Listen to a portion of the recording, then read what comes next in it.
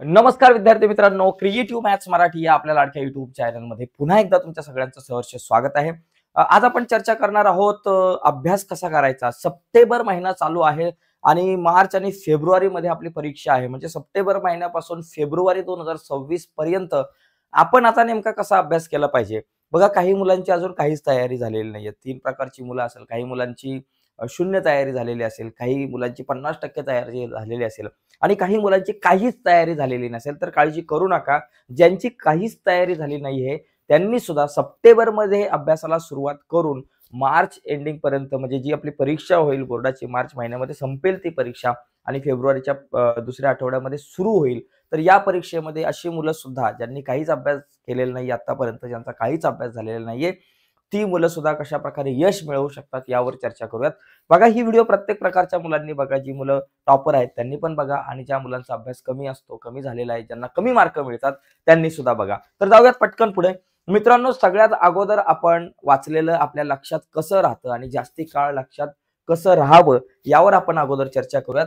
बघा, सगळ्यात पहिला महत्वाचा मुद्दा, ज्यावेळेस आपण वाचतो, कुठल्याही गोष्टी वाचतो, अभ्यास करतो, रोज आपण अभ्यास करतो. काही मुलं पाठांतर करतात, विज्ञानाचं पाठांतर, इतिहासाचं पाठांतर, काही गणितं सोडवतो. हा जो आपण अभ्यास करतो, हा केलेला अभ्यास आपल्या शॉर्ट टर्म मेमरीमध्ये जातो मेंदूच्या आणि शॉर्ट टर्म मेमरीमध्ये तो जातो. परंतु हा जो शॉर्ट टर्म मेमरीमधले गेलेला जो भाग आहे अभ्यास, आपल्याला काही दिवस लक्षात राहतो. जास्तीत जास्त आठवड्याभर आपण तो लक्षात ठेवू शकतो. परंतु कालांतरानंतर हा भाग डिलीट होऊ शकतो. शॉर्ट टर्म मधला हा आपण विसरू शकतो. कारण तो लाँग टर्म मेमरीमध्ये जात नाही. कारण लाँग टर्म मेमरीमध्ये जर तुमचा एखादा भाग गेला, तर तो जास्त काळ लक्षात राहतो. हे लक्षात घ्या. आपण जवळपास आठवड्याभरानंतर हा भाग विसरू शकतो. जो वाचलेला जो भाग आहे तो आठवड्याभरामध्ये आपण विसरू शकतो. मग तो जास्त काळ टिकून राहण्यासाठी काय केलं पाहिजे? हा भाग तुम्ही वाचलेला तो शॉर्ट टर्म मेमरीच्या ऐवजी लाँग टर्म मेमरीमध्ये गेला पाहिजे, जेणेकरून तुमचा तो जास्त काळ लक्षात राहील. मग यासाठी आपण काय केलं पाहिजे? रिव्हिजन.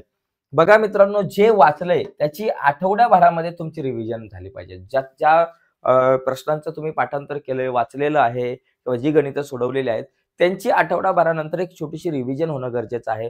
जर ती रिव्हिजन झाली नाही, तर आपला हा भाग शॉर्ट टर्म मेमरी मधला डिलीट होईल, लाँग टर्म मेमरीमध्ये जाणार नाही. आपण जर रिव्हिजन केली, तर तो भाग आपला लाँग टर्म मेमरीमध्ये जाईल आणि जास्त काळ किंवा कायमस्वरूपी आपल्या लक्षात राहण्याची शक्यता दाट आहे.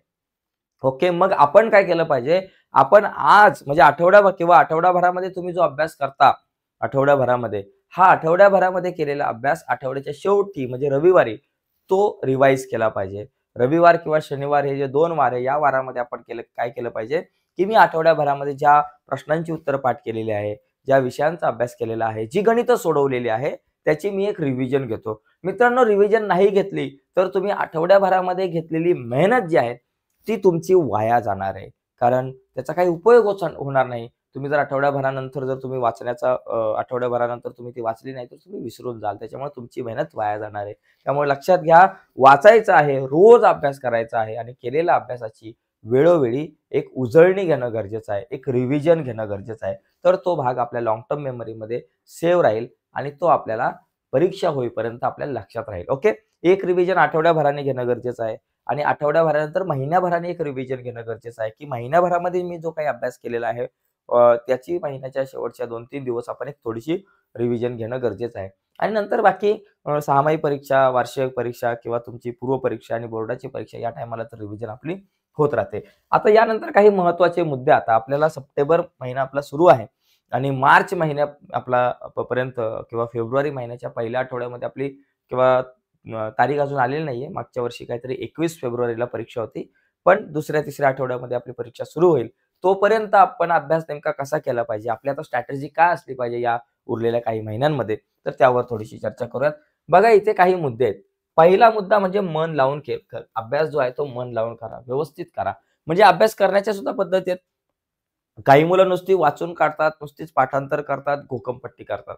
पण तुम्ही अभ्यास कसा करताय, बरं का? किती करताय याच्यापेक्षा कसा करताय हे महत्वाचं आहे. बरोबर? आणि तुम्ही अभ्यास कसा करताय यावर डिपेंड राहतं, की तो अभ्यास किती वेळ लक्षात राहतो, किती काळ तुमच्या लक्षात राहील. बघा, तुम्ही केलेला अभ्यास नुसतीच पोपटपंची असेल, नुसतीच घोकमपट्टी असेल, तर तो कमी काळ लक्षात राहील. पण तुम्ही केलेला अभ्यास, वाचलेली जी काही तुमच्या प्रश्नांची उत्तरं आहेत, जी तुम्ही लक्षात ठेवलेली आहेत, ती पाठ न करता समजून घेतली, तर त्याचा फायदा होईल. उदाहरणार्थ एखाद्या प्रश्नाचं उत्तर पाठ करत असताना, समजून घेत असताना डोळ्यासमोर चित्र उभं राहिलं पाहिजे. व्हिज्युअलायझेशन तुम्ही केलं पाहिजे. तर तुम्हाला ती गोष्ट चांगल्या प्रकारे लक्षात राहू शकते. त्याच्यामुळे अभ्यास करत असताना मन लावून करा. प्रत्येक प्रश्नावरती डिटेलमध्ये विचार करा. नुसती घोकंपट्टी नका करू. ही जी ओळ आहे, या ओळीचा नेमका अर्थ काय आहे या प्रश्नातल्या, तर ते समजून घ्या. प्रश्नाच्या उत्तरातल्या ओळीचा अर्थ काय आहे, ते समजून घेण्याचा प्रयत्न केला पाहिजे. समजून घेतलं तर ते जास्त काळ लक्षात राहू शकतं आणि पोपटपंची केली, पाठांतर केलं, घोकंपट्टी केली, तर ती जास्त काळ लक्षात राहणार नाही. पुढचा मुद्दा वेळोवेळी उजळणी करा. यावरती मी बराच वेळ मगाशी बोललेलो आहे. ओके. यानंतर अभ्यासाचं एक वेळापत्रक आत्ताच बनवा मित्रांनो. एक टाइम टेबल आपला सेट झाला पाहिजे. एक स्वतःला शिस्त लावली पाहिजे. ओके. आपल्या स्वतःला एका वेळापत्रकामध्ये आपण बांधून ठेवलं पाहिजे. रोज कधी उठतोय 5 वाजता, कधी उठतोय 6 वाजता, कधी उठतोय 7 वाजता. एकच टाइम सेट करा. बाबा मी रोज सकाळी 5 वाजता उठणार. 6 वाजेपर्यंत माझं सगळं आवरलं, की मी 6 ते 7 किंवा 7 ते 9 वाजेपर्यंत मी सकाळी अभ्यास करणार. मग तो कुठल्या विषयाचा अभ्यास करणार? शाळेमध्ये दिलेल्या गृहपाठाचा अभ्यास मी कधी करणार? मी क्लासला जात असेल तर क्लासच्या गृहपाठाचा अभ्यास कधी करणार? तर या सगळ्याचं एक वेळापत्रक तुमच्या शाळेच्या टाइम टेबल प्रमाणे तुम्ही ते तयार करा. कारण काही मुलांची शाळा दुपारची असते, काही मुलांची शाळा सकाळची असते. त्यामुळे तुम्ही तुमच्या लेव्हलला ते टाइम टेबल बनवलं पाहिजे. टाइम टेबल कसं बनवावं यावर ऑलरेडी आपण बऱ्याचशा व्हिडिओज बनवलेल्या आहेत. यानंतर प्रश्नपत्रिकेचं जे स्वरूप आहे ते आपण समजून घेतलं पाहिजे. नुसतं स्वरूप नाही समजून घेतलं पाहिजे, तर प्रश्नपत्रिकेमध्ये कुठल्या प्रकरणावर किती मार्कांचे प्रश्न विचारले जातात. जसं गणित भाग 1च्या प्रश्नपत्रिकेचं स्वरूप समजून घेताना तुम्हाला माहिती आहे 5 प्रश्न असतात. पहिला प्रश्न 1 मार्कांचा, दुसरा 2 मार्कांचा, तिसरा 3 मार्कांचा, चौथा 4 मार्कांचा आणि 5वा प्रश्न 3 मार्काचा असतो. हे प्रश्नपत्रिकेचं स्वरूप आहे. पण त्याचबरोबर गणित भाग 1च्या कुठल्या प्रकरणावर किती मार्कांचे प्रश्न विचारले जातात. पहिलं जे प्रकरण आहे 2 चलातील रेषीय समीकरण यावर 12 मार्काचे प्रश्न विचारले जातात. वर्ग समीकरणावर 12 मार्काचे. तिसरं प्रकरण अंकगणिती श्रेणी 8 मार्क. चौथं प्रकरण अर्थनियोजन 8 मार्क. 5वं प्रकरण संभाव्यता 8 मार्क. 6वं प्रकरण सांख्यिकी 12 मार्क. तर कुठल्या प्रकरणावर किती मार्काचे प्रश्न विचारले जातात याचा सुद्धा आपल्याकडे अभ्यास असला पाहिजे गणिताच्या, विज्ञानाच्या, म्हणजे जेणेकरून आपल्याला अभ्यासाचं नियोजन करताना फायदा होईल. त्याचबरोबर मराठी असेल, भाषा विषय असेल, त्याच्यामध्ये व्याकरण किती मार्काला आहे, त्याच्यामध्ये उपयोजित लेखन किती मार्काला आहे, म्हणजेच रायटिंग स्किल वगैरे किती मार्काला आहे, पॅसेज किती मार्काला येतात, या सगळ्या गोष्टी समजून आपण घेतल्या पाहिजेत. ह्या प्रश्नपत्रिकेचं स्वरूप समजून घेतलं पाहिजे जेणेकरून आपल्याला फायदा होतो. यानंतर 6माही परीक्षा जी आहे आपली फर्स्ट सेमिस्टर असेल, तिची तयारी मित्रांनो जोमाने करा. 6माही परीक्षेमध्ये तुमचा सिलेबस जवळपास 50 ते 60% सिलेबस असतो. त्यामुळे हा अभ्यास तुम्ही असा करा जेणेकरून बोर्डाच्या परीक्षेचीच तयारी करताय. तुम्हाला आता येणारी प्रत्येक परीक्षा तितकीच सीरियस घ्यावी लागणार आहे, जितकी तुम्ही बोर्डाची परीक्षा सीरियस घ्याल. म्हणजे काय होईल माहिती आहे का, आता जितके चांगले मार्क तुमचे पडतील, तुम्हाला पडतील, त्याचा फायदा नंतर होणार आहे. आता तुम्ही जितका चांगल्या प्रकारे अभ्यास कराल, नाहीतर काही मुलं म्हणतात जाऊ दे 6माही परीक्षा आहे, कुठं काय अभ्यास करायचा आहे. नाही, या परीक्षेचीच तयारी जोमाने करा. कारण हिची तयारी जर तुम्ही जोमाने केली, याचा अभ्यास चांगला केला ना, तर ऑटोमॅटिकली आपला बोर्डाच्या परीक्षेचा अभ्यास होत असतो. 6माही परीक्षेनंतर आपली पुढची एक परीक्षा येते पूर्व परीक्षा इयत्ता 10वीची. तर त्या पूर्व परीक्षेचा अभ्यास सुद्धा आपण तसा चांगल्या पद्धतीनं केला पाहिजे. तितका म्हणजे मन लावून केला पाहिजे, जेणेकरून मी बोर्डाचीच परीक्षा देतोय. अशाच तयारीने आता इथून पुढच्या सगळ्या परीक्षा आपल्याला दिल्या पाहिजेत. आणि त्यानंतर भरपूर प्रश्नपत्रिकांचा सराव, म्हणजे प्रश्नपत्रिकेचं स्वरूप समजून घेतल्यानंतर प्रश्नपत्रिकांचा सराव. आता 6माही परीक्षेसाठी तर जुन्या काही प्रश्नपत्रिका असतील मागच्या काही वर्षांच्या तुमच्या शाळांमधल्या 6माहीच्या, त्याची तयारी करा. आणि पूर्व परीक्षेची तयारी करत असताना ज्या बोर्डाच्या परीक्षा आहेत आतापर्यंत झालेल्या, त्या सर्व परीक्षांची जी काही प्रश्नपत्रिका असतील वेगवेगळ्या वर्षांच्या, काही आता बाजारामध्ये सेट आलेत जुन्या प्रश्नपत्रिकांचे संच, तर ते घ्या आणि त्याची थोडीशी तयारी करा. त्या प्रश्नपत्रिकांची तयारी करा. जितकी जास्त तुम्ही प्रश्नपत्रिकांची तयारी कराल, तितका तुम्हाला फायदा होईल. एकतर काही प्रश्नपत्रिका बघून सोडवा आणि काही प्रश्नपत्रिका वेळ लावून सोडवा. माझी प्रश्नपत्रिका, माझा पेपर 3 तासामध्ये पूर्ण होतोय का? भाषा विषय असेल तर, आणि इतर विषय असेल 40 मार्काचा पेपर असेल, तर तो 2 तासामध्ये पूर्ण होतोय का? हे वेळ लावून पाहणं गरजेचं आहे. तर मित्रांनो, अशा प्रकारे आज आपण बऱ्याच मुद्द्यांवरती चर्चा केलेली आहे. कशाप्रकारे आपण सप्टेंबरमध्ये आपल्या अभ्यासाला सुरुवात करू शकतो, जेणेकरून आपल्याला मार्चमध्ये चांगले मार्क मिळतील. तर व्हिडिओ तुम्हाला नक्कीच आवडले असेल. व्हिडिओ आवडले असेल तर व्हिडिओला लाईक करा.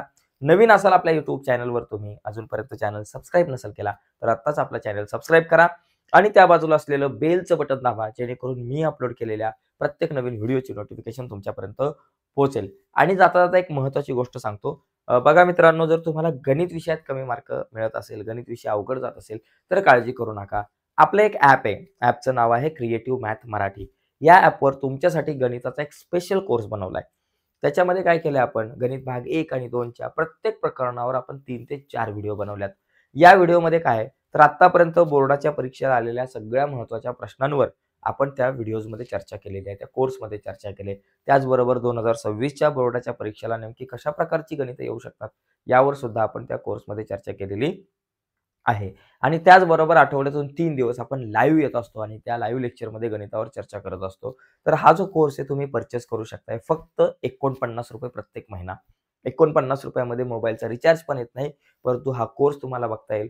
आठवड्यातून 3 लाईव्ह लेक्चर तुम्हाला अटेंड करता येतील आणि तुमचा खूप चांगला अभ्यास गणिताचा होईल. ठीक आहे मित्रांनो, ज्यांनी अजून आपलं ॲप डाउनलोड केलं नसेल त्यांनी डाउनलोड करा प्ले स्टोअरला जाऊन किंवा व्हिडिओच्या खाली डिस्क्रिप्शनमध्ये मी लिंक दिलेली आहे आणि हा कोर्स नक्कीच पर्चेस करा. बाय मित्रांनो, धन्यवाद.